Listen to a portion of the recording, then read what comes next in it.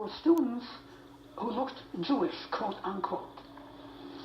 And afterwards, when they returned, we found out what happened. These kids were photographed in the gym for the newspaper called The Stürmer. Julius Streicher, one of Hitler's lieutenants, published in Nuremberg a notorious newspaper called The Stürmer. The Stürmer had specialized in caricatures of Jews, and they photographed Jews in the worst positions.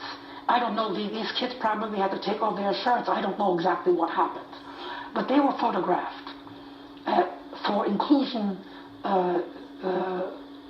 in one of these Stürmer editions. I was not selected for this because I would not have been. A stereotype, by definition, is a simplified and standardized conception or image invested with special meaning and held in common by members of a group. What do you think's wrong with the community regarding racism? Well, it is very bad, and everybody should be treated equally, and there should not be stereotypes about your skin.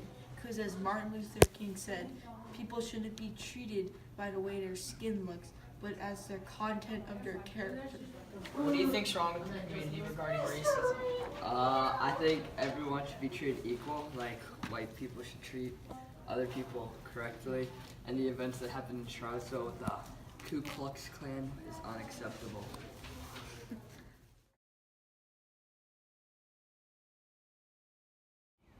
Excuse me, sir.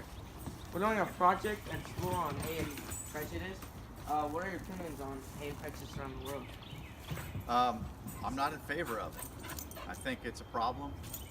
It may have gotten, it seemed that it was getting a little better from when I was growing up, but it's not really better.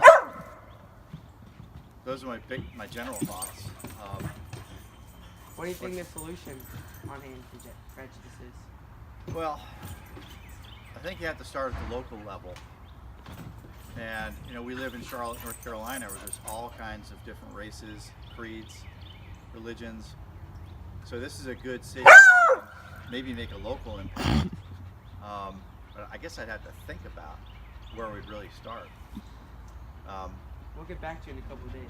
Okay, but I'm glad that, you know, the young generation like you is thinking about these questions, and you're really our hope for the future. So, yeah, if you want to come back in a couple of days, I'll give you my thoughts. Okay. Okay, thank you. All right, now that we're back, what is the solution on prejudice?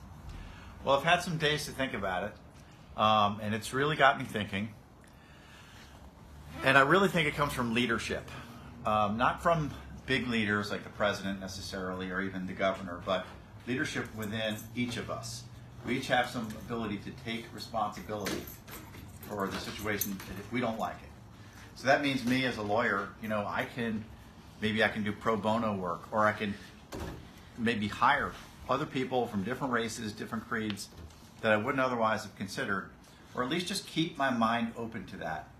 And I think there are local leaders too who are already doing that. We're seeing, for example, the district attorney here in Charlotte is really making an outreach to the community to bring them back in. And when I saw his example, it makes me think, well, I can do something. And all of us can take some leadership. And if we all have that idea, maybe it gets contagious.